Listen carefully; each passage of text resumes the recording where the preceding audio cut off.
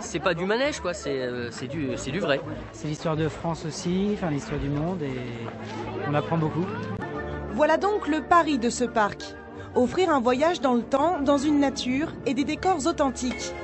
Entre les spectacles, on flâne dans un village de la Belle Époque, devant les huttes en toit de chaume des Vikings, ou encore dans les ruelles d'une cité médiévale. C'est joli, hein? Le temps ici s'est arrêté. On découvre aussi des dizaines de métiers oubliés, enlumineurs, tailleurs de pierre, tonneliers, car le Puy du Fou permet de faire vivre ces artisans d'un autre temps.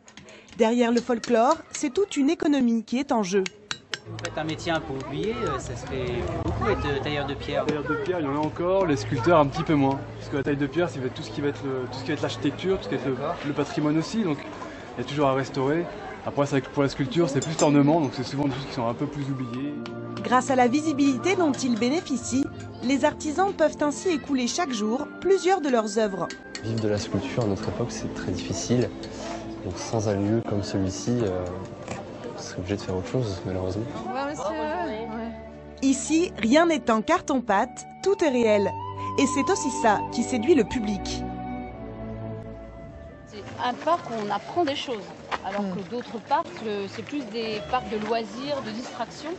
Là, on a distraction, mais on arrive toujours, tout le monde arrive à prendre quelque chose, à apprendre quelque chose de ce que l'on voit ou de ce que l'on